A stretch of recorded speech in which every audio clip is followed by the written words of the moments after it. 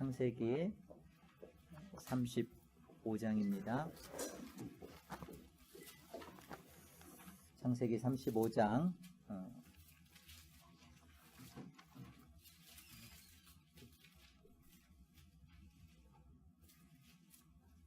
1절부터 우리 15절까지 저와 여러분이 한 절씩 교독하겠습니다. 창세기 35장 1절로 15절.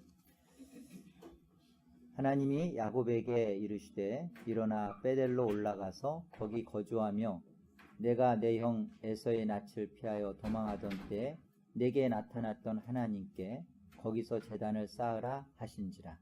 야곱이 이에 자기 집안 사람과 자기와 함께한 모든 자에게 이르되 너희 중에 있는 이방 신상들을 버리고 자신을 정결하게 하고 너희들의 의복을 바꾸어 입으라. 우리가 일어나 베델로 올라가자.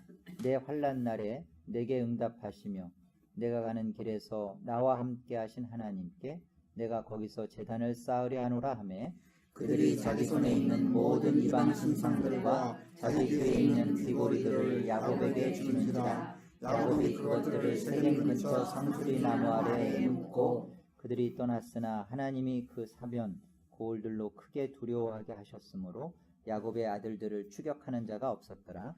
야곱과 그와 함께한 모든 사람이 가나안 땅 루스 곧 베델에 이르고 그가 거기서 제단을 쌓고 그곳을 엘베델이라 불렀으니 이는 그의 형의 낯을 피할 때 하나님이 거기서 그에게 나타나셨음이더라. 리브가의 이모 드보라가 죽음에 그를 베델 아래에 있는 상수리 나무 밑에 장사하고 그 나무 이름을 알론 다굿이라 불렀더라. 야곱이 밭다 말하면서 돌아오매 하나님이 다시 야곱에게 나타나사 그에게 복을 주시고 하나님이 그에게 이르시되 내 이름이 야곱이지만은 내 이름을 다시는 야곱이라 부르지 않겠고 이스라엘이 네 이름이 되리라 하시고 그가 그의 이름을 이스라엘이라 부르시고 하나님이 그에게 이르시되 나는 전능한 하나님이라 생육하며 번성하라. 한 백성과 백성들의 총회가 내게서 나오고 왕들이 내 허리에서 나오리라. 내가 아브라함과 이삭에게 준 땅을 내게 주고 내가 내 후손에게도 그 땅을 주리라 하시고 하나님이 그와 말씀하시던 곳에서 그를 떠나 올라가시는지라. 야곱이 하나님이 자기와 말씀하시던 곳에 기둥 곧 돌기둥을 세우고 그 위에 전제물을 붓고 또 그 위에 기름을 붓고 하나님이 자기와 말씀하시던 곳의 이름을 베델이라 불렀더라. 여러분 하나님께서 참 왜 이렇게 베델에 하나님이 집착하실까요? 뭐 그 숫곳이면 안 되고 그 가나안 땅인 뭐 세겜은 안 되나요? 여기 보면 하나님께서 이 디나 사건을 통해서 여기 또 이렇게 5절에 보면 그 야곱의 아들들의 추격하는 자가 없었더라. 그러니까 하나님이 두려움을 심으면서 이 야곱의 그 일가들을 이렇게 지켜주시면서까지 결국은 디나 사건을 통해서 그 베델로 갈 수밖에 없게끔 만드시고 또 보호하시고 그런 것을 우리가 이렇게 보게 되는데 왜 꼭 베델이어야 할까요? 그 지명에 대한 어떤 특별한 의미가 있어서일까요? 예? 예.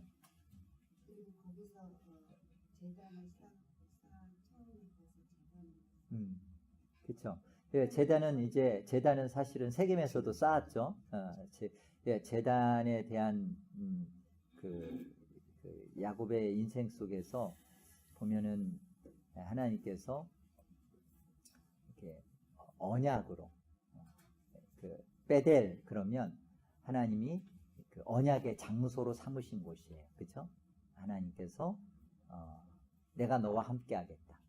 그리고 너는 내 것이다. 그러면서 야곱이 그곳에서 또 자기가 소원을 했죠. 하나님이 이렇게 해주십시오. 함께 하신다. 내가 너를 지킨다. 이게 이제 하나님이 가지신 함께 하심 속에 담겨진 언약이죠. 이 언약은 사실은 하나님의 자기 백성들에게 하나님 스스로가 매이시는 거예요. 내가 모든 창조를 시작하고 하는 모든 것에 있어서 하나님이 함께 하시려는 목적 속에서 언약을 두시는 것. 그 언약 때문에 이 베델이라는 창세기 28장에 나타난 이 베델이라는 그곳에 하나님이 두신 그 언약, 예수 그리스도로 말미암아 사닥다리를 통해서 보여주시고 결국은 너의 인생을 하나님께서 예수 그리스도로 말미암아 영원히 함께 하시겠다라는 언약을 둔 장소가 베델이었기 때문에 하나님은 어떤 인생 속에서도 하나님은 만족하지 않는 거예요. 그러니까 함께 하심은 상황과 환경과 형편에서의 함께 하심이 아니라 언약을 이루어심에 있어서 함께 하십니다. 그러니까 우리는 이 땅에서 사는 데 있어서 우리가 함께 하신다. 하나님이 함께 하신다. 근데 그 함께 하심의 의미가 우리 편에서의 생각과 하나님 편에서의 생각이 달라요. 함께 하신다. 보세요. 우리 레위기 26장 창세기 뒤로 가야 됩니다. 레위기 26장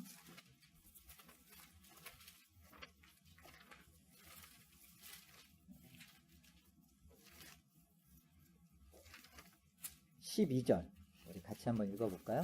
레위기 26장 12절 함께요. 나는 너희 중에 행하여 너희의 하나님이 되고 너희는 내 백성이 될 것이니라. 하나님께서 이 모세오경 창세기서부터 신명기까지 모세를 통해서 하나님께서 남기시면서 왜 창조했느냐? 그것을 보여주는 게 이제 함께 하심인데 그 함께 하심이 여기 보니까 나는 너희의 하나님이 되고 너희는 내 백성이 된다. 될 것이다. 그러니까 하나님은 이 함께 하심을 요 언약 속에서 이루어 가십니다. 우리가 이제 창세기 3장 15절에서 하나님이 여자의 후손으로 말미암아 오실 예수 그리스도로 말미암아 우리가 함께 하실 수 있는 근거를 거기에 두시는 거예요. 영원히 그 죄와 사망의 문제를 예수 그리스도로 해결하셔서 이 하나님이 너희는 내 백성이 되고 나는 너희 하나님이 될 것이다 라는 이 문제를 이 성경을 통해서 구약 내내 사실은 이것 보여주세요. 그러니까 구약의 역사는 이 하나님의 집요하시게 하나님의 언약을 지키심과 끈질기게 하나님의 언약을 배도하는 우리의 모습이에요. 그래서 우리가 또 그 에스겔서 한번 가볼래요? 에스겔서 36장 가볼까요? 뭐 이런 말씀은 중간중간 에레미야에서도 나타나고 많이 나타나요. 에레미야 31장에서도 나타나고 그러는데요. 에스겔서를 한번 보고 가죠. 에스겔서 36장 에레미야는 이제 너희가 그 끌려갈 수밖에 없는 이유, 바벨론으로 끌려갈 수밖에 없는 이유가 쭉 설명을 하면서도 그 가운데서도 하나님이 너희와 함께한다, 함께할 것이다라는 걸 말씀하신 거고 지금은 포로 중이에요. 바벨론에 끌어가 있는 상태인데 그럼에도 불구하고 하나님이 보여주시는 약속입니다. 에스겔서 36장 28절 함께요. 내가 너희 조상들에게 준 땅에서 너희가 거주하면서 내 백성이 되고 나는 너희의 하나님이 되리라. 37장 이 37절도 같이 읽어봅시다. 37장 37절 함께요. 내 처소가 그들 가운데 있을 것이며 나는 그들의 하나님이 되고 37장 27절 함께요. 내 처소가 그들 가운데 있을 것이며 나는 그들의 하나님이 되고 그들은 내 백성이 되리라. 내 성소가 영원토록 그들 가운데 있으리라. 내가 이스라엘을 거룩하게 하는 여호와인 줄을 열국이 알리라. 하나님께서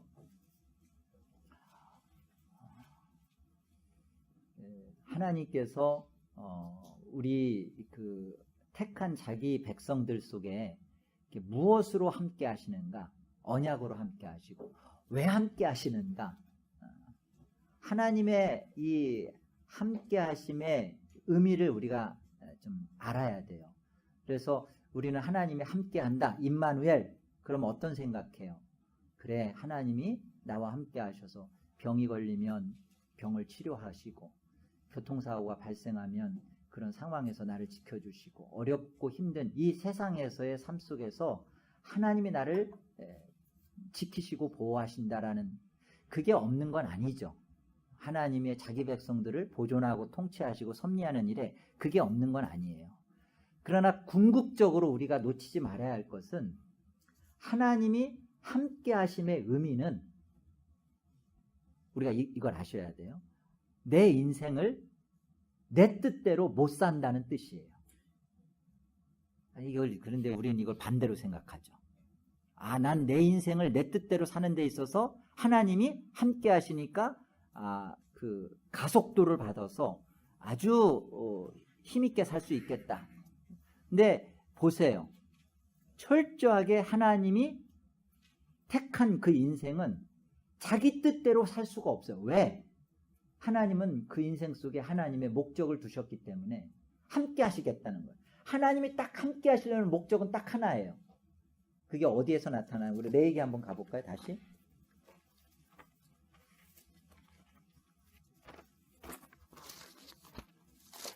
레위기 11장 보세요. 11장 우리 44절과 45절 중요한 말씀입니다. 같이 한번 읽어요. 자, 함께요. 나는 여호와 너희의 하나님이라. 내가 거룩하니 너희도 몸을 구별하여 거룩하게 하고 땅에 기는 길짐승으로 말미암아 스스로 더럽히지 말라. 나는 너희의 하나님이 되려고 너희를 애굽 땅에서 인도하여 낸 여호와라. 내가 거룩하니 너희도 거룩할지어다. 역사 속에서 보여주는 그 애굽에 들어가고 나오고 하는 이 모든 것은요, 사실은 이 역사 속에 일어난 모든 일들은 하나님의 영원전의 세계, 이걸 묵시 세계라고 그래요.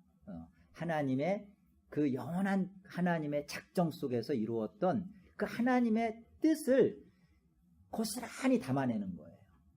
그러니까 하나님의 뜻은 함께 하심인데, 그 함께 하실 수 있는 이유와 근거는 거룩이거든요. 그러니까 하나님은 거룩한 우리들, 다시 말하면 성부, 성자, 성령은 거룩하세요. 신성이시니까 그 신성에 우리를 함께 하시려고자, 그곳에 들이시고자 우리 안에 예수 그리스도를 사람의 몸으로 여자의 후손 가운데 오게 해서 예수 그리스도로 말미암아 우리가 거룩할 수 없는 문제, 죄와 사망의 문제를 하나님이 예수 그리스도로 해결하시고, 그죠? 그 예수 그리스도 안에 우리를 집어넣음으로 말미암아 성삼위 하나님의 함께 하심에 영원히 우리와 함께 하시겠다는 게 이 묵시의 하나님의 뜻이란 말이에요. 이 뜻을 갖고 우리가 이 현실, 역사 속, 이 현실 속에 사는데 우리 안에 우리 스스로가 알아듣지 못하는 것은 여전히 나는 내 인생에 내가 주인이고 우상이에요. 나는 내 뜻대로 살아야 잘 산다고 생각하고 내 뜻대로 한평생 내가 소원하는 대로 살다 가는 것이 다란 말이에요. 그런데 하나님의 자기 백성에 대해 하나님은 언약을 하셨잖아요. 난 너희와 함께 하겠다. 근데 함께 하시겠다니 하나님의 언약은 지켜져야 되는데 그걸 지키심에 있어서 하나님은 어떻게 하시겠어요? 약속한 여자의 후손을 보내주셨을 뿐만 아니라 그 예수 그리스도를 만나게 해서 우리로 하여금 이 자리로 반드시 끌고 간단 말이에요. 그러니까 내 뜻대로 내 마음대로 내 인생을 내가 결정하고 사는 것 같지만 결국은 하나님 뜻대로 될 수밖에 없어요. 이걸 깨닫고 이것을 알 자가 감사요, 그렇게 사는 것이 믿음이요, 나타나는 게 순종이에요. 예. 전 이 한 말을 다시 못해요. 예, 앞으로 오세요. 저 앞으로. 앞으로 오세요. 자, 우리 계시록 21장 21장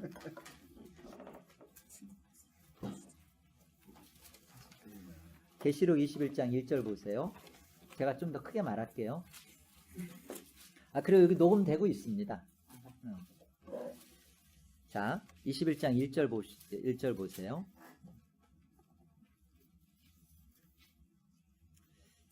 또 내가 새 하늘과 새 땅을 보니 처음 하늘과 처음 땅이 없어졌고 바다도 다시 있지 않더라. 이게 사실은 하나님이 묵시 세계 속에서 창조 전 하나님이 가지셨던 그 모습의 실현이죠. 그 모습의 실현이에요. 사실은 하나님은 이걸 가지고 천지창조를 시작하신 거예요. 이 완성을 갖고 이 완성 속에서 시작을 했는데 그 하나님의 언약, 하나님의 계획, 하나님의 영원하신 이 작정 속에서 이루어진 모습을 한번 보세요. 2절. 또 내가 보매 거룩한 성 예루살렘이 하나님께로부터 하늘에서 내려오니 그 준비한 것이 신부가 남편을 위하여 단장한 것 같더라. 예, 우리가 예수 그리스도의 이 어린 양의 신부로 이게 단장되어지는 거예요. 그게 어디에서? 역사 속에서 이루어진 거예요. 단장되는 거예요. 그러니까 우리가 이 창조주의 지음받은 피조물로서 사실은 하나님의 영원하신 생각 속에서 일단 딱 만들어진 그 순간 우리는 상상할 수 없는, 헤아릴 수 없는 하나님의 계획에 들어가 있지만 이룰 수가 없어요. 어떻게 우리 생각에 한번 생각해 보세요. 지렁이가, 바퀴벌레가 우리 인간의 고급한 문화를 이해할 수 있을까요? 피조물도 피조물의 계급에 따라서 그것을 그 고급한 자리를 이해할 수 없는데 지음받은 피조물의 한낱 불과한 우리가 하나님이 영원히 함께 하시고자 그 속에 하나님의 거룩을 두어야겠다. 그를 위해서 하나님께서 우리가 신성에 참여할 수 있도록 예수 그리스도로 언약을 삼아서 성부와 성자의 언약입니다. 시편 110편에 나타나는데요. 이것을 구속 언약이라고 그래요. 구속 언약. 하나님과 하나님, 성부와 성자 하나님, 아들 하나님과 아버지 하나님의 이 언약, 이 구속 언약을 두시고 그 언약을 이루시고자 하나님은 다 이루셨죠. 근데 그 언약의 실행과 성취가 역사 시공간 속에서 있어야 될 거 아니에요. 중요한 것은 우리 안에서. 그래서 그 일을 예수님이 오셔서 하셨고 성령 하나님이 오셔서 이 일이 우리 안에 믿음으로 와지도록 그래야 우리 안에 감사와 감격과 기쁨과 즐거움으로 자원하는 기쁨과 자원하는 즐거움으로 하나님을 우리가 사랑하고 그렇잖아요. 힘이 있어서 신랑 된 자가 힘이 있어가지고 웨딩드레스만 입혀가지고 결혼식장에 들어가면 그게 진정한 결혼인가요? 그 아내 된 자의 마음에 이 남자다. 김미숙 집사님 후회하시는 것 같아요. 이 남자가 틀림없다. 이 남자가 내 모든 사랑과 나의 모든 것을 나는 이 남자와 함께하는 게 내 즐거움이고 기쁨이고 행복이다. 예, 그런 거죠. 다시 태어나도 난 당신이라고. 그렇죠. 예, 우리의 그런 역사를 은혜. 우리가 이 땅에 던져져서 우리는 아담 안에서 우리가 하나님의 원죄 속에서 어떻게 이렇게 우리가 비참한 인생을 사는가라고 혹 생각할지 모르겠지만 그게 아니에요. 이것을 알게 되면 와 정말 하나님은 깊도다 부유하도다. 하나님의 높고 지혜로우신 지혜여 너무나 풍성하도다. 내 인생이 그래서 내 뜻대로 살아서는 안 되는 것이구나. 그래서 하나님의 뜻 가운데 있었던 인생이 야곱이고 우리고요. 그 야곱을 이스라엘로 바꾸시며 결국 바꾸어진 야곱 이스라엘도 하나님의 뜻대로 갈 수밖에 없는 그 언약의 출생지, 너의 출생지 베델이어야 된다는 거죠. 그리 갖다 놓는 거죠. 자, 계시록 23절 마저 봐요. 내가 들으니 보좌에서 큰 음성이 나서 이르되 보라 하나님의 장막이 하나님의 장막은 우리가 요한복음 1장에서 말씀이 육신이 되어 우리 가운데 거하시며 이 쉐키나입니다. 출애굽기에서 그렇게 하나님께서 장막 위에 머무셨다 하나님의 영광처럼 그러나 그것은 잠깐 머물다 떠났지만 지금 하늘에서 내려오신 우리가 단장하여 모시는 우리의 남편 신랑은 영원한 장막으로서 사람들과 함께 있는 하나님이 그들과 함께 계시리니 그들은 하나님의 백성이 되고 하나님은 친히 그들과 함께 계셔서 이거잖아요. 하나님이 함께 하시고자 영원한 장막 대신 예수 그리스도를 우리 안에 두시는 거예요. 영원히 머무시는 것이죠. 그래서 모든 눈물을 그 눈에서 닦아주시니 다시는 사망이 없고 애통하는 것이나 곡하는 것이나 아픈 것이 다시 있지 아니하리니 처음 것들이 다 지나갔음이라. 보좌에 앉으신 이가 이르시되 보라 내가 만물을 새롭게 하노라 하시고 또 이르시되 이 말은 신실하고 참되니 기록하라 하시고 또 내게 말씀하시되 이루었도다 나는 알파와 오메가요 처음과 마지막이라. 내가 생명수 샘물을 목마른 자에게 값없이 주리니 7절 함께요. 이기는 자는 이것들을 상속으로 받으리라. 나는 그의 하나님이 되고 그는 내 아들이 되리라. 보세요. 하나님이 영원전 하나님의 구원 계획의 모습이 함께 하신다는 그 하나님의 언약이 성부와 성자, 아버지와 아들의 언약 속에서 이루어졌던 것인데요. 그 함께 하심이 어떤 함께 하심이냐면 아버지와 아들로서의 함께 하심, 그것을 거룩이라는 것을 하나님께서 이루어내서 마침내 이거 주시는 거예요. 이거 아버지와 아들로서 영원히 함께합니다. 그러니까 우리가 예수님이 왜 존재론적인 모습은 하나님이신데 구속의 경륜의 모습 속에서는 아들로 오시는가? 우리를 아들 삼아서 삼위 하나님의 그 영원한 존재 속에 우리가 그 아들과 함께 영원히 함께하는 거예요.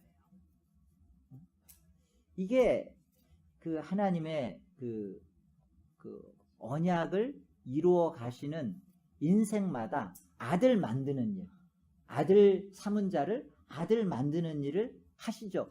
이게 전능입니다. 오늘 창세기 35장에 나타나는 전능이고 그리고 오른손의 아들 베냐민 그 이름 속에 담겨진 권능이에요.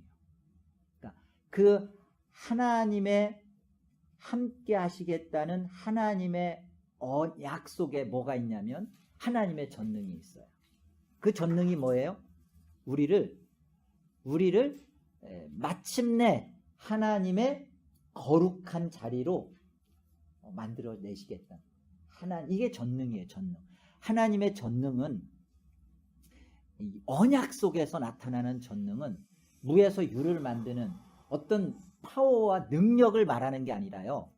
하나님이 우리를 언약 속에서 함께 하시겠다라는 그 모습을 함께 하실 수 있는 자로 만들어내겠다는 게 전능이에요.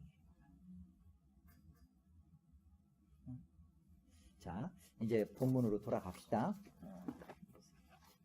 35장 1절 보세요.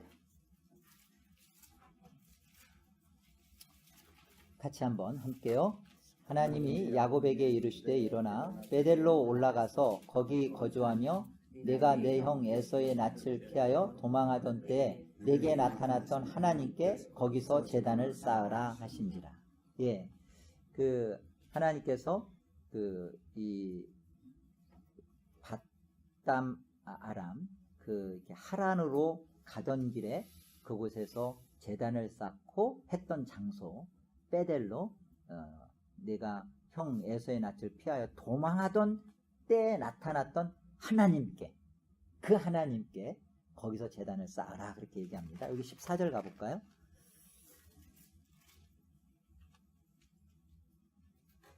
야곱이 하나님이 자기와 말씀하시던 곳에 기둥 곧 돌 기둥을 세우고 그 위에 전제물을 붓고 또 그 위에 기름을 붓고 하나님이 자기와 말씀하시던 곳의 이름을 베델이라 불렀더라 그랬죠?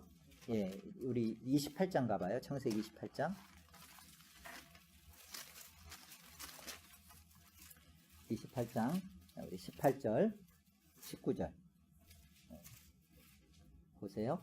야곱이 아침에 일찍 일어나 베개로 삼았던 돌을 가져다가 기둥으로 세우고 그 위에 기름을 붓고 그곳 이름을 베델이라 하였더라. 그 성의 이름은 루스더라. 여기에 베델이라는 곳에 동일하게 기름 붓고 제단을 세우도록 하시는 말씀입니다.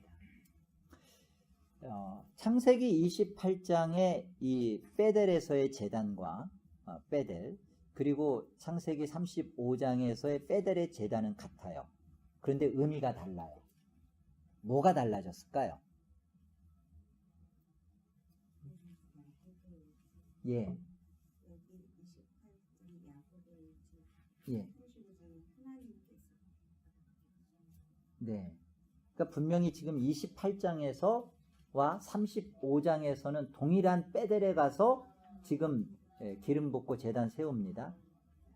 동일한데요. 뭐가 분명히 달라졌을까요? 그 28장부터 35장 사이에 하나님께서 야곱을 어떻게 다루신 거예요? 그거 한번 잘 생각해 보세요. 네. 우리가 일단 그 창세기 28장 우리 그 20절, 28장 20절부터 22절 같이 한번 읽어보죠. 함께요. 야곱이 선하여 이르되 하나님이 나와 함께 계셔서 내가 하나님께서 나를 지키시고 먹을 떡과 입을 주시어 내가 평안히 집을 들어가게 하시오면 여호와께서 나를 하나님 되실 것이요 내가 나한테 세우는 하나님 되실 것이요 하나님께 주시는 모든 것을 내가 내가 하나님 되리이다. 네.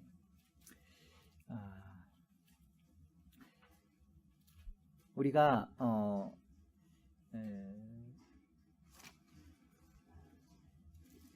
창세기 28장에서 나타났던 그 베델에서의 야곱의 그 제단의 의미는 야곱이 자기를 위한 하나님을 섬겼던 거예요. 자기 중심이었어요. 그러니까 서원의 내용 자체가 하나님, 내가 이렇게 하나님께서 나와 함께 하시면, 이 함께 하심의 의미가 야곱이 생각하는 함께 하심이었어요. 하나님이 재산도 주시고, 왜냐하면 10의 1조를 한다는 것은 이미 이게 야곱의 보통 머리가 아니에요. 10의 1조를 하겠다는 것은 그만큼 하나님이 주신 것 중에 드리겠다는 거니까, 그렇게 내가 하나님이 나를 지키시고 보호하시고 내 생명을 해주시면, 그러니까 다 나를 위한 하나님이었죠. 그 언약에 대한 이해도, 함께 하심에 대한 이해도 나 중심이었어요. 그렇죠? 자, 그러나 이제 35장에 가서 2절 보세요. 지금 베델로 올라가서 하나님께 거기서 제단을 쌓으라 이렇게 말씀을 하셨죠. 근데 이제 야곱이 하는 태도를 한번 봅시다. 2절 보세요. 야곱이 이에 자기 집안 사람과 자기와 함께한 모든 자에게 이르되 너희 중에 있는 이방 신상들을 버리고 자신을 정결하게 하고 너희의 의복을 바꾸어 입으라. 당시에 이 이방 신상을 가지고 있었던 것은, 이것이 지금 하나님께서 그 출애굽기 19장에 가서 20장에 가서 10계명을 주기 전의 모습이니까 이게 어떤 의미인지, 사실은 이게 성경에서 분명히 그거 죄다라고 말하기 전이에요. 그러나 지금 이 아브라함도 그렇고 이 야곱도 그렇고 그 하나님에 대한 정확한 계시가 없었을 때 우상 만들고 또 우상 갖고 있고 그랬던 모습을 보게 돼요. 이것은 다분히 자기를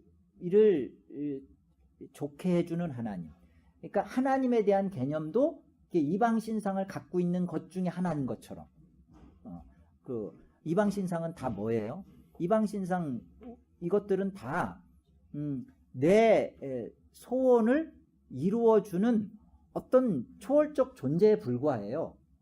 내가 섬기지만 섬김의 이유와 목적은 결국 나예요. 그렇게 하나님도 이해했던 거예요, 이전까지. 그런데 지금 야곱이 약복강의 사건이나 그리고 또 우리가 그 세겜 사건이나 디나 사건이나 또 이런 에서 사건을 통해서 야곱이 지금 뭘 보게 되었냐면 하나님은 이방 신상과 다르다는 거예요. 아시겠어요? 이게 지금 굉장히 큰 패러다임이 바뀐 거예요. 이게 야곱의 인생을 보면서 우리의 신앙에 다르지 않습니다. 우리가 신앙이 걸어가는 자리를 하나님이 이렇게 다루시는 거예요. 그러니까 야곱의 인생만이 아니라 하나님의 자기 백성의 인생을 하나님은 야곱처럼 다루시는 거예요. 이게 내 목적, 내 뜻, 내 소원대로 되는 게 이게 아니구나. 내 인생은 하나님 거였구나. 그리고 하나님은 이방 신상과 다른 분이라는 거. 하나님은 하나님 편이라는 거. 아시겠어요? 하나님은 자기 편이세요. 늘 이걸 하나를 지금 알았기 때문에 이방 신상들을 버리고 정결하게 하고 너희들의 의복을 바꾸어 입으라. 그러면서 3절 보세요. 우리가 일어나 베델로 올라가자. 내 환난 날에 내게 응답하시며 내가 가는 길에서 나와 함께 하신 하나님께 내가 거기서 제단을 쌓으라 하노라 하며 그들이 자기 손에 있는 모든 이방 신상들과 자기 귀에 있는 귀고리들을 야곱에게 주는지라. 야곱이 그것들을 세겜 근처 상수리 나무 아래 묻죠.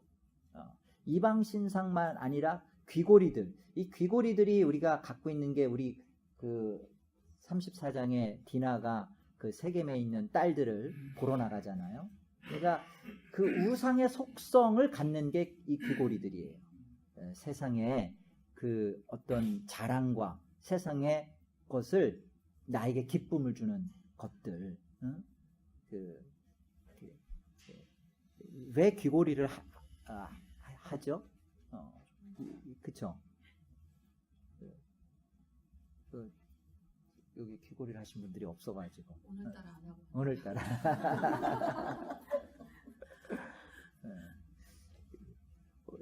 그 인생의 그 우상의 속성을 표시해 주는 게 이 귀고리들. 그래서 그런 것들, 팔찌, 귀고리 이런 것들을 다 그 이방 신상과 함께 묻어버립니다. 묻어버림. 이게 이전에 그 베델에서 야곱의 했던 서원의 모습과 지금 야곱의 태도가 이게 뭔가 달라졌구나. 이게 뭐가 좀 달라졌구나. 하나님은 하나님의 언약을 위해서 그리고 일하시는 그 하나님의 언약을 위해 일하신다는 것은 하나님이 야곱에게 준 하나님의 뜻과 계획과 목적대로 하나님은 야곱을 바꿔 가신다는 거예요. 그 만남의 자리에 지금 야곱이 끌려가고 있는 거죠. 그리고 그것을 야곱이 자신의 의지로 이 일을 하고 있는 것을 보게 돼요. 그러니까 우리 인생에 하나님께서 이렇게 자기 백성의 인생에 다루시는 거예요. 남겨지는 것은 하나님의 뜻에 기뻐하는 거로 남겨지는 거예요. 이걸 우리가 이렇게 빨리 알아듣고 이게 이제 정말 하나님 말씀을 배우는 우리의 은혜의 자리죠. 이걸 못 알아들으니까 맞는 거예요. 도는 거예요. 2년이면 들어갈 수 있는 가나안을 38년을 배회하는 거예요. 가데스 바네아에서 계속 도는 거죠. 이게 요한복음 그 5장에 38년 된 중풍병자의 모습이에요. 그래서 가데스 바네아에서 38년 그들이 자기들의 율법 가지고 누가 나를 못에 넣어주는 사람이 없습니다. 자기 율법 가지고 자기의 인생을 자기 스스로가 이루어 보려고 하다 안 되는 거죠. 근데 결국 물에 들어가서 난 게 아니라 예수의 말씀으로 병자가 치료받죠. 그러니까 하나님 말씀을 만나면 치료돼요. 근데 못 만나면 38년인 거예요. 그날 주님이 찾아가셔서 38년 된 자에게 말씀으로 하시자. 그 말씀이 임하자. 어떤 일이 벌어져요? 일어나서 자기가 이제까지 있었던 것을 침상을 들어버리죠. 그러니까 우리 안에 이 하나님 말씀이 산 말씀으로 내 인생에 들어와야 돼요. 여러분 많은 기독교인들이 오해하는 거 한 가지. 지난 시간에도 제가 말씀드렸는데 오해하는 거 한 가지가 뭐냐면 자신들의 신앙에 하나님을 믿는 궁극적인 목적을 자기들, 우리 편에서, 신자들의 자기 편에서는 구원을 생각해요. 구원이 최고의 목적지야. 구원이면 돼. 근데 하나님의 목적, 최고의 목적은 구원을 시켜놓고 구원 그 이후의 목적을 하나님은 이루어 가시는 거예요. 그러니까 구원이 이루어지지 않은 자에게는 하나님의 언약, 하나님의 신실하신 언약 속에서 내가 구원 받았구나. 내가 예수 그리스도로 말미암아 영원한 천국 백성이구나. 하나님의 아들, 딸이구나. 이걸 만나는 순간부터 그 다음부터 하나님의 자녀다운 것으로 우리를 자녀답게 만든 하나님의 목적은 이거예요. 하나님이 구원 하나 못 시키겠어요? 없는 거에서 있는 것을 만드신 하나님이 만세전에 차영아 너 내 거야 찐발라 놓고 구원 그게 뭐가 어렵겠어요? 그러나 하나님은 우리의 믿음을 이해할 때 하나님은 관계적이고 인격적이고 왜요? 하나님의 속성이 그러시니까. 근데 그것을 이루는 일에서 하나님은 강제하고 강압하시는 분이 아니라 내 안에서 구원을 주시고 구원을 만나게 하시고 그러면 내 뜻이 아니라 그 다음에 하나님의 최종 목적지를 향하여 우리로 하여금 그 구원의 즐거움 가운데 자원하는 심령으로 이 일을 행하도록. 이게 천국이죠. 이게 영원한 것이죠. 그러니까 우리가 죽어서 가는 천국은요. 아무것도 안 하는 곳이 아니라 거룩하다 찬양만 하는 곳이 아니라 그곳에 가서 끊임없이 우리가 온전한 상태로 하나님과 그리스도와 성령님을 알아가는 거예요. 더 깊이 알아가고 더 깊이 만나가고. 그러니까 이 땅에서의 우리의 불완전한 모습에서 우리가 하나님을 알고 만났을 때 얼마나 행복해요. 그것의 만배, 수억 배의 기쁨을 천국이 갖고 있는. 그러니까 우리는 이 천국을 소망하는 거예요. 내가 이 땅에서 지금 나 예수 믿었고 구원 받았는데 내가 지금 왜 살아? 왜 살긴요? 우리가 분명히 살아야 할 이유는 하나님의 뜻대로 구원받았고 하나님의 뜻에 맞게끔 구원의 백성다운 자가 되도록 이 땅에서 이 야곱의 일생을 보면서 하나님은 이런 분이시구나. 이런 하나님이 내 인생 속에 이런 상황들을 만들어 가시는구나. 이곳에서 그 하나님을 깊이 알아가는 것이 구원 이후의 우리의 삶이란 말이에요. 불만 없으시죠?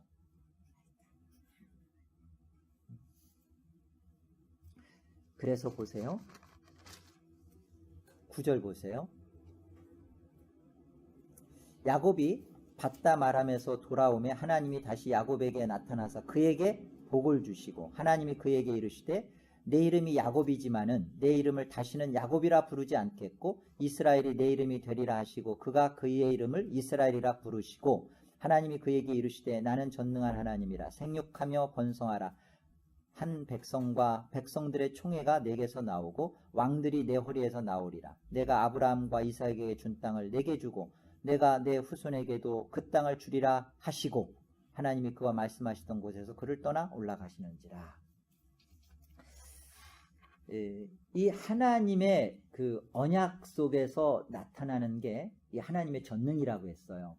근데 그 하나님의 전능은 무엇으로 우리 안에 이루시냐면 우리 자신이 부정되고요. 죽은 자로 나와지는 게 하나님의 전능이에요. 이 말이 어려워요. 그런데 알아들으셔야 돼요. 하나님의 언약 속에서 자기 백성 속에서 이루시는 하나님의 전능은 내가 나를 부정하고 자아를 죽이고 하나님의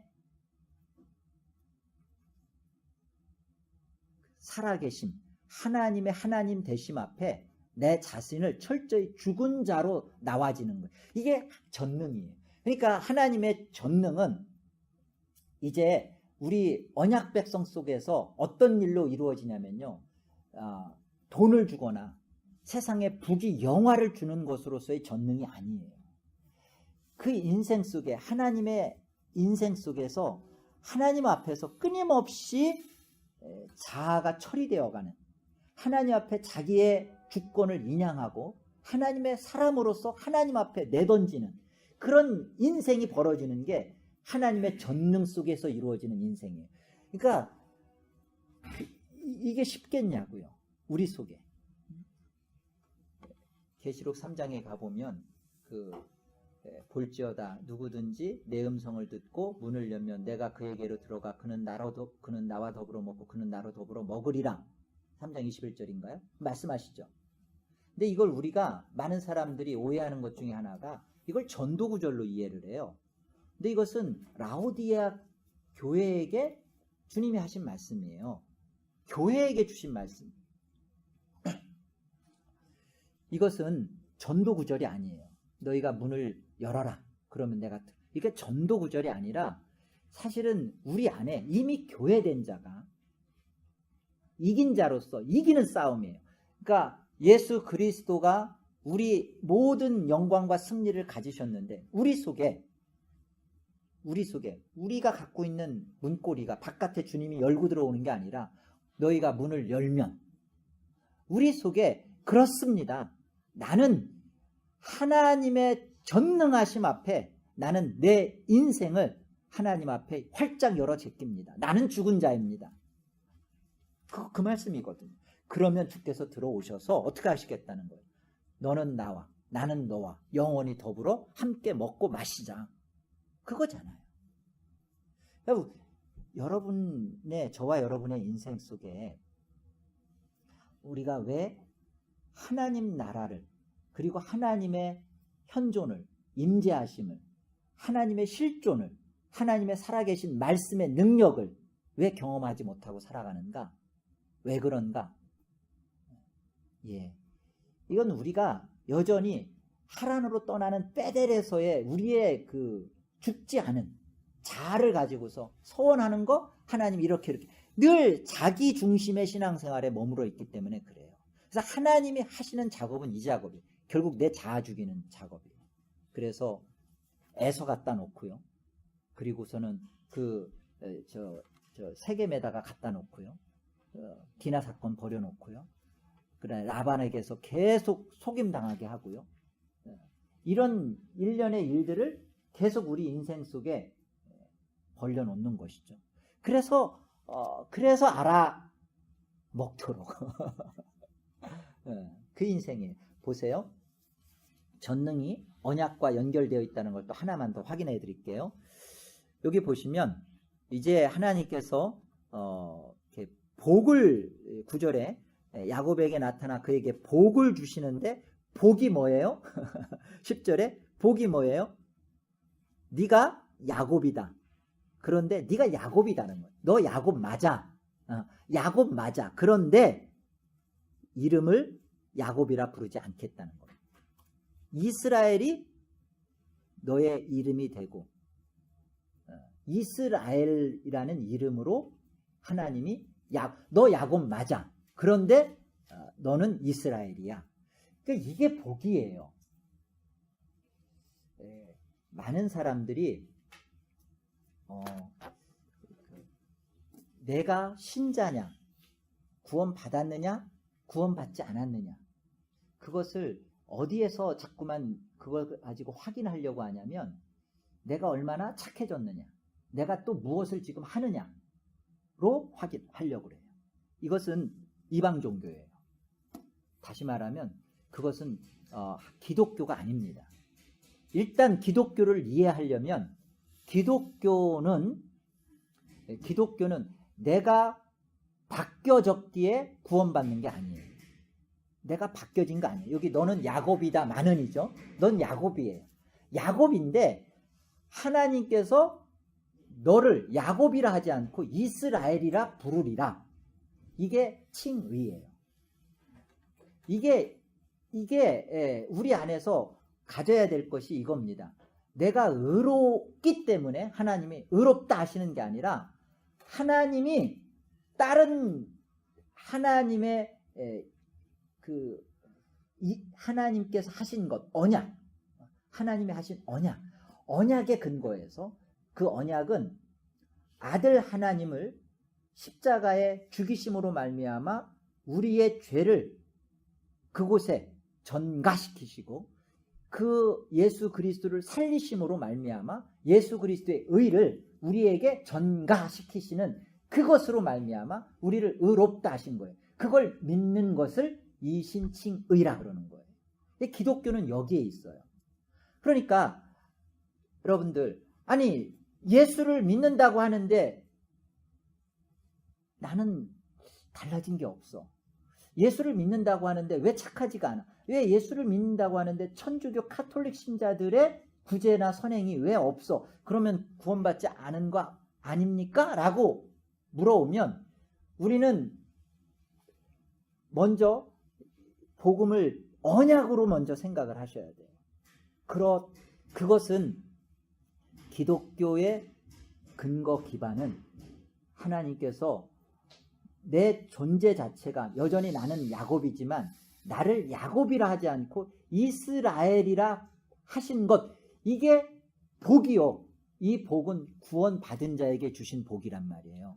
그래서 여러분, 이것은 1차적으로 기독교 복음을 복음되게 이해하게 되면 로마서 6장의 사도 바울의 논증이 그대로 적용이 돼야 돼요. 그러면 이 바울의 이제까지 논증을 쭉 따라왔던 사람들이 하는 말이, 이제 바울이 그런 말이 나올 것에 대해서 이렇게 얘기를 하잖아요. 그러면 그 은혜를 더하기 위해서 그럼 죄를 지면 되겠네. 그럼 뭐 은혜가 더 넘치겠네. 뭐 아무렇게나 살아도 되겠네. 그러죠. 그 말은요, 정확한 말이에요. 복음을 바르게 바울이 논지를 펴서 논증을 했기 때문에 들려지는 사람들의 성계는 그럼 뭐 우리는 할 게 없겠네. 오히려 죄를 짓는 게 낫겠네. 하나님의 은혜가 드러나니까 나의 할 건 하나도 없네. 하나님이 다 하셨다며 예수를 통해서. 쉬워. 그게 정확하게 복음을 가르쳐준 내용이에요. 이게 로마서 6장 1절이에요. 그런데 이렇게 정확하게 하나님의 은혜의 복음을 만난 자는 그 다음에 그럴 수 없느니라가 나오는 거예요. 왜? 이거는 우리가 그렇게 살았기 때문에, 행위가 있었기 때문에 받는 구원은 아니에요. 그거 아니에요. 그런 구원은 없어요. 그러나 정말로 은혜가 은혜되어서 만난 구원은 나의 달라짐의 포인트가 아니라 이미 예수가 들어왔기 때문에 예수에 대하여 자꾸 생명을 갈구하고 예수를 구하고 예수를 먹고 마시기 때문에 그 다음에 삶과 행위는 예수로 나와질 수밖에 없어요. 이게 천주교와 기독교의 다른 점이에요. 천주교는 믿음 앞에 행위를 둬요. 행위를 갖고 믿음을 이해시키고 그것을 행위로 말미암는 믿음으로 연결을 시켜요. 그러나 기독교는 믿음 뒤에 행위가 따라오는 거예요. 아시겠어요?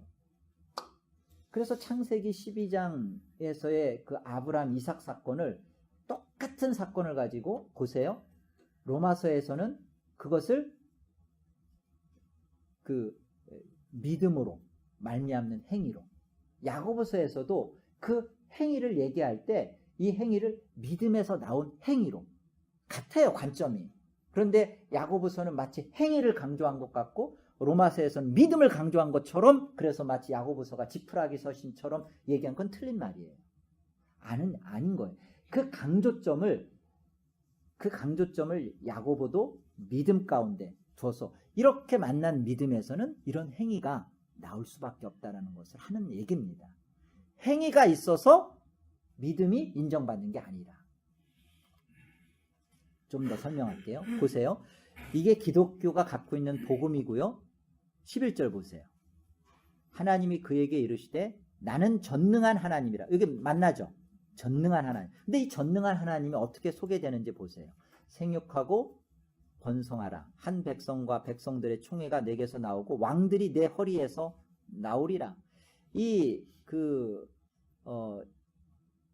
생육하고 번성하라는 말씀은 어디에 있는 거 아니에요? 어디에 나와요? 예, 창세기 1장 우리 한번 보세요. 창세기 1장 가보세요.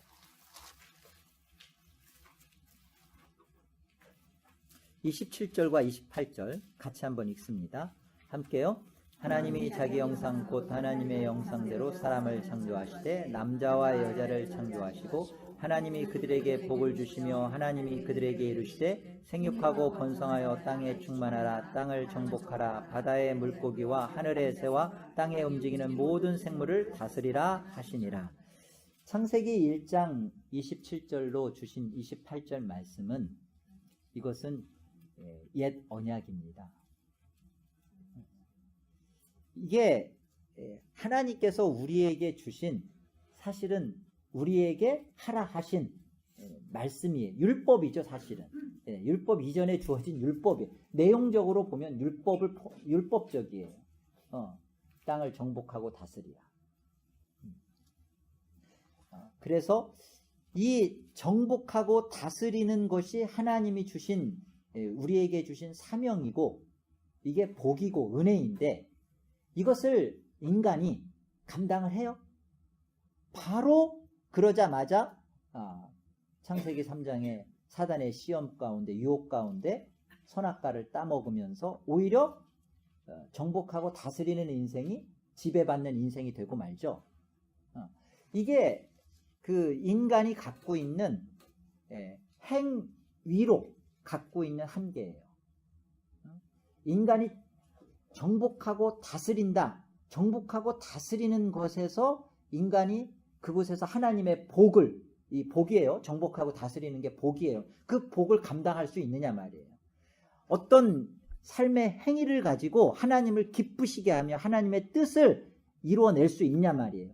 못한 거예요. 할 수 없는 거예요. 못했던 거예요. 그런데 오늘 창세기 35장에 11절에 지금 하나님께서 생육하고 번성하라 하시는 거예요. 이것은 새 언약입니다. 이것이 바로 믿음이에요. 믿음. 이 믿음은 지금 야곱으로 하여금 내가 이제는 똑같아요. 생육하고 번성하라. 그런데 똑같은데 행위가 똑같이 얘기되는데 이것은 새 언약 가운데 주어지는 거예요. 이건 믿음이에요. 그러니까 이 행위와 이 믿음 사이에 뭐가 들어가 있는 거예요? 나는 전능한 하나님. 하나님이 하나님의 언약을 이루심에 있어서 야곱을 철저하게 죽여버렸죠. 한두 뼈만 부러뜨린 게 아니라 철저하게 뼈대로 올라갈 수밖에 없는 하나님에게 붙들린 인생을, 그래서 내 뜻대로 내가 사는 것 같지만 나는 내 뜻이 아니라 하나님 뜻대로 살아가고 있는 거구나를 갖게 된 인생. 여기에서 나오는 행위가 믿음이 되는 거예요. 그러니까 믿음 따로 행위 따로가 아니라 이 행위가 옛 언약에서 나오는 내 행위냐, 새 언약 속에서 나오는 전능한 하나님에게서 나오는 행위이냐, 이때 이게 믿음이 되는 거죠. 이게 달라지는 거예요. 그래서 똑같이 그 이후에 전제물을 붓고 거기에 기름을 붓고 그리고 여기가 나와 함께 하셨던 베델이다 라고 말을 통일하게 하지만 분명히 달라지는 게 있는 거예요. 이방신을 다 거기다 파묻고 귀고리 파묻고 의복 갈아입고 하는 모습이 달라지는 거예요. 그러니까 행위 따로 믿음 따로가 아니라 그 행위가 죽은 자의 모습으로 내 자아가 처리된 자기 부정으로 나오는 행위여야 돼요. 그러니까 얼마든지 신앙이라는 것을 가지고 종교라는 이름을 가지고 선행하고 구제하고 합니다. 근데 그것이 외식이 되는 것은, 바리새인의 외식이 되는 것은 자아가 죽지 않은 가운데서 나오는 거예요. 근데 그런 것들을 기독교는 하지 말자가 아니라 이것들이 우리 안에서 나와질 때 죽은 자로 나와져야 되는 거예요. 그러면 안 하자가 아니에요.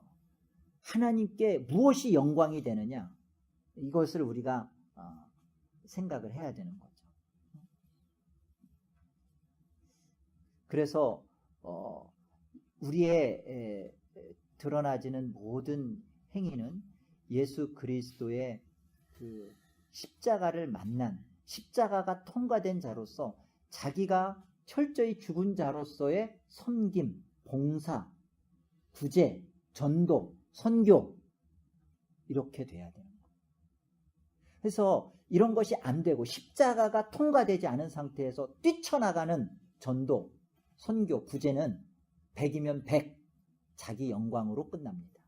자기 만족으로 끝나요. 그러니까 그것을 우리 안에서 우리가 먼저 깊이 예수 그리스도의 십자가, 이 십자가를 만난다는 것은 야곱이 하나님의 언약 속에서 야곱이 야곱 되는 자리, 이스라엘 되는 자리, 그 하나님을 만나서 나는 정말 내 인생으로 뭐 하나 계획대로 되는 게 아니라 하나님 계획과 하나님 뜻대로만 되는 거구나. 이 십자가를 만난 다음에 무엇을 해도, 그래서 그 사람이 봉사를 해요.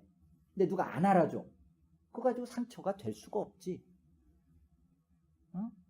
아니 생각을 조금만 해보세요. 그런데 무엇인가를 했어. 그런데 누군가 그걸 칭찬을 해줘. 누군가는 인정해주고 나는 똑같이 나를 인정을 안 해줘. 내가 이제 하나 바라는. 기껏 밥 했더니 뭐 쌀이 지네 되네. 이것들 내가 일찍 와서 내가 이것들한테 밥 해주나. 왜 그러죠? 이건 자기 부정이 없이, 십자가 없이 나오는 그냥 행위예요. 믿음이 안 되는 거죠. 우리 얼마나 기독교가 속는 줄 잘 보세요. 이 로만 캐톨릭 천주교가 갖고 있는 이 외식들을 한번 보세요. 전혀 마음이 없어요. 사람 죽으면 제가 저번에 우리 그때 갔었잖아요. 안재영 집사님 그 아버님 돌아가셨을 때 갔었잖아요. 사람들이 많이 참여했더라고요. 근데 그거 비오링이라고 하죠. 안 해요. 그냥 다 가요. 그러니까 이 사람들은 그 미사에 참여하는 것이 자기들의 공로를 쌓는 거예요. 그리고 그것이 자기들의 선행이에요. 정말 그곳에서 정말 위로하고 아파하고 몰라요. 누군지도 몰라요. 기독교의 사람들은 관계가 있고 누군지를 아는 사람이기 때문에 가는 거잖아요. 그리고 상주라고 하나요? 다 악수도 하고 끌어안기도 하고 위로도 해주고 하는데요. 이 사람들은 그런 거 없어요. 자기들을 위한 참석. 그리고 다 그냥 거기 쓰지도 않잖아요. 그냥 다 빠져나가죠. 3분의 2가 다 빠져나가잖아요. 무엇이 이렇게 드러나는 착함, 선, 그런 행위만을 보면서 기독교는 왜 이런 거 못하지? 죽으면 왜 많은 사람들이 가서 이렇게. 근데 우리가 힘써 싸워야 할 일은 우리 안에서 하나님의 뜻이 내 안에서 이루어지도록 내 십자가가 내 안에서 나로 하여금 내 우상 파묻고 나를 죽이고 거기에서 나오는 어떠한 하나님의 일하심, 하나님의 뜻하심, 하나님이 나를 통하여 행하신 그것을 드러내줘야 돼요. 철저하게 우리 자신이 드러나면 안 되고 우리 자신 속에 일하신 하나님, 우리 자신 속에 있는 십자가, 그리스도, 이게 드러날 수 있도록 하는 게 하나님의 영광이에요. 하나님 영광 가로채면 안 돼요. 하나님 영광을 그럴싸하게 가로채는 것은 여러분 보세요. 이게 참 여러분 제가 이제 어제 우리 집사람이랑 같이 있으면서 잠깐 집사람이 그런 얘기 하더라고요. 여보 사람이 죽을 때 영과 육이 분리될 때 그때 정말 두려웠겠다라는 얘기를 하더라고요. 두려울 거. 그래서 왜 두려워? 전혀 경험해보지 못했으니까 어디로 갈지 모르니까 두렵지 않겠냐. 그래서 그게 지금의 내 신앙의 주소라고, 내 현실이라고. 우리 아까 임순희 권사님이 누가복음 17장 마지막 나의 영원하신 기업인가요? 그 17장 21절 말씀, 하나님 나라는 여기 있다 저기 있다 할 것이 아니라 너희 안에 있다 그러죠? 근데 그것은 너희 안에라는 말은요, 우리 속에가 아니라 너희 가운데, 어몽 영어로. 이 말은 뭔 소리냐면 20절에 보면 바리새인들이 물은 거예요. 그래서 하나님 나라는 여기 있다 저기 있다는 것이 아니라 너희 가운데. 이 말씀을 누가 하세요? 예수님이 하시죠? 지금 하나님 나라는 여기 있고 저기 있는 게 아니라 너희 가운데 있는 예수님께 있는 거예요. 우리가 지금 이 땅에서 내가 지금 예수님과 함께 하는가? 내가 지금 이 예수와 같이 하고 있는 천국이다. 그것을 내가 진짜 지금 실제로 경험하고 살고 있는가? 이거 안 하고 있으면요, 죽을 때 진짜 두려워요. 못 죽어요. 어디로 갈 줄 알고. 그러나 너희 가운데 누가 있어요? 예수가 있죠. 이거 예수님 붙잡고 요단강 건너는 거예요. 예수님을 지금 내가 실제로 지금 인지하지 못하고 인식하지 못하고 살아가는 사람이 정말 죽음 앞에 한번 생각해 보세요. 영원히 예수님 부정하고 하나님 부정하는 진짜 그 다음에 떨어질 영원한 그 나라, 생각해 보세요. 얼마나 두려운 일인지. 우린 그런 생각 안 하고. 진짜 중요한 것은 이 하나님의 전능이 영원전에 가지셨던 하나님의 전능. 그때 우리는 몸도 없었어요. 그러나 이 하나님의 전능하심, 예수가 우리 가운데 있다는 거, 이거 하나를 알아듣도록 역사 속에 우리를 두신 거예요. 그리고 이 역사 속에서 정말 하나님의 백성인 우리는 지금 그 예수와 함께하는 이 삶을 사는 거예요. 이게 진짜 신앙이에요. 그러면 떠날 때 우리로 하여금 두려움이 없어요. 왜 두려워요? 지금 내가 예수를 실제로 경험하고 살아가고 있는데 오히려 빨리 죽고 싶죠. 왜? 내 영혼은 우리 죽지 않잖아요. 여러분 꿈꾸잖아요. 죽지 않잖아요. 그 영혼이 내 사랑하는 사람들, 앞서간 남편, 앞서갔던 내 믿음의 어머니, 아버지, 사랑하는 그리운 이들, 내가 그렇게 참 보고 싶었던 이들을, 그 가장 귀한 주님의 얼굴을, 그 담대함으로 오늘을 우리가 사는 겁니다. 아멘? 그걸 우리가 신앙이라 하는 거죠. 이거 아니면 종교예요.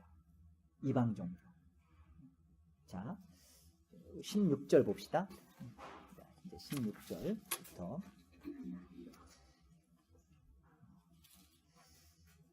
그들이 베델에서 길을 떠나 에브랏에 이르기까지 얼마간 거리를 둔 곳에서 라헬이 해산하게 되어 심히 고생하여 그가 난산할 즈음에 산파가 그에게 이르되 두려워하지 말라. 지금 내가 또 등남하느니라 하며 그가 죽게 되어 그의 혼이 떠나려 할 때 아들의 이름을 베논이라 불렀으니, 베논이 뜻이 뭐죠? 아래 각주되어 있죠? 예, 나의 슬픔의 아들이다 라는 뜻이에요. 슬픔의 아들이다. 이 자식은 슬픔의 아들이다. 나의 슬픔의 아들이라는 뜻이 베논이고요. 그의 아버지는 그를 뭐라 불러요? 예, 오른손의 아들. 이 말은 내 아들이 아니다라는 뜻이에요. 이게 보세요. 지금 라헬은 지금 요셉을 낳고 그 다음에 요셉을 낳고서 여기 그 창세기 우리 여기 30장에 가보면요.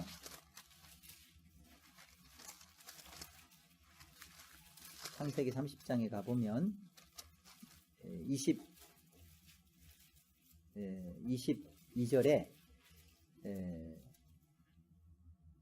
하나님이 라헬을 생각하신지라 하나님이 그의 소원을 들으시고 그의 태를 여셨으므로 그가 임신하여 아들을 낳고 이르되 하나님이 내 부끄러움을 씻으셨다 하고 그 이름을 요셉이라 하니 여호와는 다시 다른 아들을 내게 더하시기를 원하노라 하였더라. 자, 하나님께서 그 요셉을 주셨어요. 그런데 이 요셉을 주시고 라헬은 나는 아들 하나 더 주시기를 원한다라는 뜻으로 요셉이라고 이름을 줬어요. 근데 내 뜻은 아들 하나 더 얻는 거였어요. 그런데 라헬이 이 아들 하나, 베논이라고 한 아들을 낳고 죽어요. 여러분, 내 뜻대로 하나님 앞에 내 뜻대로 사는 게 아니에요. 하나님 인생은 정말 하나님 내 뜻대로 안 돼요. 내 뜻은 그 아들 하나 더 낳아서 레아한테 아주 보란듯이 아주 이기고 싶었어요. 그런데 그리고 해서 요셉이라고 이름을 줬죠. 아들 하나 더 주세요. 근데 그 아들 하나 더 낳으면서 죽어요. 이 베냐민 재롱 한번 보지도 못하고. 그러니까 우리가 이 라헬에게 있어서는 하나님의 뜻이 라헬의 자신의 뜻과 다르게 하나님께서 이루어 가신다라는 것이 이 라헬의 죽음을 통해서 보여주는 겁니다. 그 하나님은 내 소원 이루어 가시는 분이 아니라 하나님의 소원을 정확하게 실현해 가시는 분이에요. 그래서 지금 라헬은 그 베논이라고 했고 같은 이 자식을 놓고 야곱은 오른손의 아들, 내 자식 아니다. 이 말은 오른손의 아들이라는 말은 권능이라는 뜻입니다. 권능. 이 권능은 하나님의 전능하신, 하나님은 전능하시다라는 뜻을 함축하고 있는 거예요.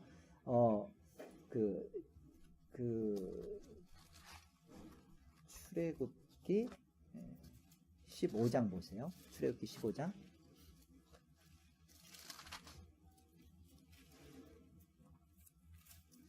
출애굽기 15장. 우리 출애굽기 15장은 모세가 홍해를 건넌 다음에 했던 하나님께 드리는 모세의 노래입니다. 6절. 함께요. 여호와여 주의 오른손이 권능으로 영광을 나타내시나이다. 여호와여 주의 오른손이 원수를 부수시나이다. 그러니까 그 오른손의 아들, 이 말은 이제 권능, 전능하신 하나님을 지금 말하는 것을 보여주는 겁니다. 시편 118편.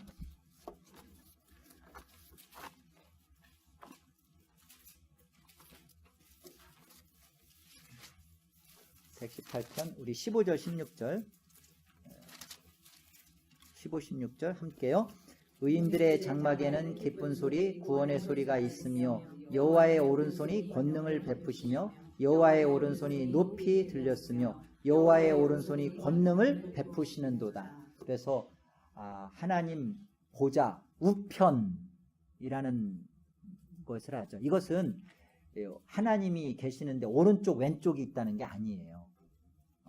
그 하나님의 우편에 예수 그리스도가 앉아 계시다라는 것은 하나님의 아들이신 예수님이 우리를 위해 죽으시고 또 우리를 위해서 다시 살아나신 우리와 함께 계신 이 예수 그리스도, 이 하나님의 아들 이분이 권능으로 지금 이 우주 만물을 통치하시고 계시다는 겁니다. 승리하시고 영광 가운데 함께 하신다는 거예요. 야곱이 야곱 되었을 때는 라헬과 같은 고백을 할 수밖에 없을 거예요. 슬픔의 아들이 된. 그러나 야곱이 이스라엘이 되고 나서 다가와지는 거예요. 내 인생은 죽음이라 할지라도 무엇이 벌어진다 할지라도 하나님의 전능 가운데서 벌어지는 것이구나. 그러니까 이 하나님의 권능을 그렇게 이해하는 거예요. 하나님의 전능하신 하나님. 그랬을 때 하나님이 무엇이든지 할 수 있는 하나님으로 전능이 아니라 하나님의 언약을 이루심에 있어서 나를 전적으로 다스리고 지배하시고 통치하신다는 하나님의 섭리가 하나님의 간섭이 개입이 내 안에서 매 순간 벌어지고 있다. 그게 권능이란 말이에요. 이 하나님의 권능 바깥에 우리가 있을 수가 없는 거예요. 이게 언약 속에 둔 우리 인생이고 전능한 하나님이 우리 속에서 이루어 가시는 일이고 권능의 그리스도가 우리를 지금 통치하시는 모습이죠. 그래서 결론적으로요. 야곱의 인생에서 나타난 변화가 뭔 것 같아요? 야곱의 인생에서 뭐가 변화된 것 같아요?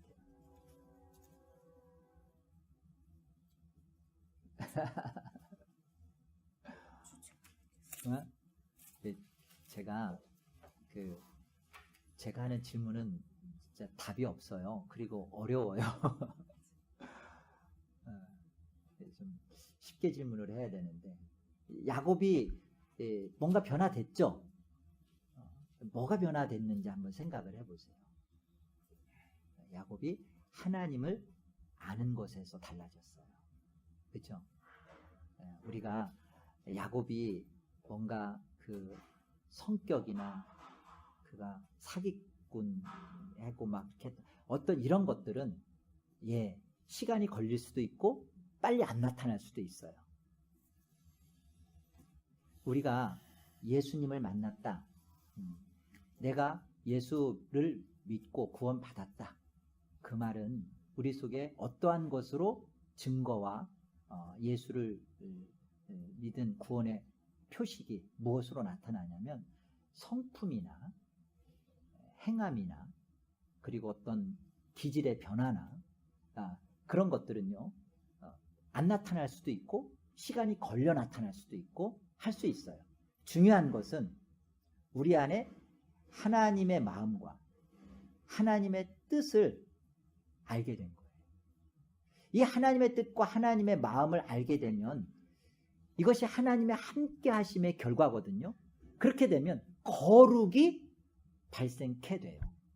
그러니까 중요한 것은 내가 지금 하나님의 뜻과 하나님의 마음을 예수 그리스도의 십자가를 허락하신 하나님의 마음, 가슴 시린 하나님의 일하심에 대해서 내가 얼마만큼 하나님의 일하심 속에 들어가 있는가, 그 하나님을 만났는가, 그 하나님 뜻을 알아듣고 있는가, 여기에 집중하고 여기에 우리가 함께하고 있을 때 자연 발생적으로 사과나무에 사과가 가지가 있으면 사과나무는 몇 년생인 줄 아세요? 5년에서 6년생이에요. 자두나 복숭아는 2년에서 3년생이에요. 포도나무는 2년생입니다. 이 말은 가지에 나무가 붙어서 어떤 것은 2년, 3년 만에 열매가 맺히기도 하고, 그러나 사과나무, 배나무는 5, 6년이 걸려서나 가지 끝에 비로소 꽃망울을 터뜨린다는 거예요. 그러니까 내가 지금 하나님이 나를 볼 때, 그러니까 우리는 나 자신을 볼 땐 내가 좀 막 전도도 더 많이 해야 되고, 내가 선교도 해야 되고, 교회적으로도 막 급하죠. 그런 것들이. 근데 내 자신이 야곱이다마는, 하나님은 너 자신은 야곱이다마는 여전히 네 안에는 사기꾼 기질이 있고 속이는 것에 대해서 바뀌어지지 않고, 너는 여전히 혈기가 많고, 넌 여전히 너 자신에 대해서 게으르고 욕심이 많고 부정적이고, 너 자신에 대해서는 그렇다마는 내가 네 이름을 야곱이라 하지 않고 이스라엘이라 부르리라. 하나님이 언약을 주셨어요. 그리고 그 언약 속에서 하나님의 전능이 계속 이루어지는 거예요. 우리로 하여금 내가 내 뜻대로가 아니라 하나님 뜻대로 살 수밖에 없도록 하나님이 끌고 간단 말이에요. 거기에서 우리 자신이 하나님과 함께 하시고, 거기에서 우리 하나님을 알아가게 되는 그 속에서 우리 안에 비로소 맺혀지는 게, 이때 맺혀지는 게 하나님이 함께 하실 수 있는 거룩이 나타나는 거예요. 그 거룩 속에서 봉사, 찬양, 예배, 기도, 섬김, 감사, 여기 거룩에 다 들어가 있어요. 예배를 하는데 거룩하지 않아요. 하나님 말씀 앞에 내가 집중되어 있질 않아요. 하나님 말씀하옵소서, 순종하겠습니다. 하나님 뜻에 나를 두질 않아요. 그게 거룩이거든요. 하나님 뜻에 나를 철저히 그 앞에 갖다 놓는 게 거룩인데, 몸은 예배에 와 있는데 거룩하지가 않아. 내 마음에 하나님 말씀 앞에 내 자신이 그 말씀에 가 있질 않아요. 안 돼 있는 거죠. 근데 거기에서 남들이 또 내 스스로가 자꾸만 무엇인가를 예배를 하면서 거기에서 뭔가를 맺히려고 하는 것은, 그것은 바른 열매가 아니고, 그럴수록 사실은 내 자신의 영혼이 깊이 병들어요. 우리가 하나님 앞에서 하나님과 함께 하심의 열매가 아니라 그 하나님의 임재 속에서 나타나는 그 생명의 열매가 아니라 그냥 아주 익숙해져서 익숙함과의 결별을 선언해야 돼요. 아주 그냥 구태의연하게 구태연하게 기도하고 구태연하게 성경 묵상하고 구태연하게 봉사하고 그런 익숙함에서 우리 자신이 싸워야 돼요. 그 싸움을 하셔야 돼요. 그래서 우리가 내 자신의 날마다 성품과 인격의 변화를 추구해가는 게 기독교가 아니라 하나님의 마음 또 하나님의 뜻을 아는 그 마음의 변화가 그러면요 이것만 알게 되면 겸손해지지 않을 수 없고요 그리고 하나님 앞에 철저히 순종하지 않을 수 없고요 그리고 하나님 앞에 기뻐하지 않을 수 없어요. 그리고 절대 충성, 절대 복종, 절대 섬김, 절대 감사 그리고 하나님 앞에만 절대 영광 돌리는 인생 여기에 있는 거예요. 내 성품 하나 내 뭐 하나 자선 하나 이런 것은요 예수님 없이도 가능해요. 있잖아요. 그거 우리 해봤잖아요. 그 수재위원금 이렇게 그러면 그냥 별로 안 하는데 MBC 방송 나오면 쫙 줄을 쓰죠. 그러면 우리 저러려면 나는 안 간다. 그런 말도 하면서 그게 인간의 나라는 우상이 처리되지 않은 상태에서 나오는 모습들이에요. 하나님은 그게 창세기 28장의 야곱이었어요. 베델이라는 곳에서 했던 자기 우상 섬김이 하나님을 예배했던 모습이 그거예요. 창세기 35장 베델로 다시 돌아와서 엘베델 베델의 하나님 다시 그 하나님을 만났을 때는 나라는 우상을 파묻고 마무리 그 상수리 그 세겜 땅에다가 파묻고 그리고 철저하게 하나님의 뜻대로 나는 인도받습니다. 나는 십자가로 하나님의 그 괴로운 마음을 깊이 아는 자가 되었습니다. 나는 이스라엘입니다. 내가 내 안에서 뭐가 변화돼서가 이스라엘이 아니라 나는 십자가를 가졌습니다.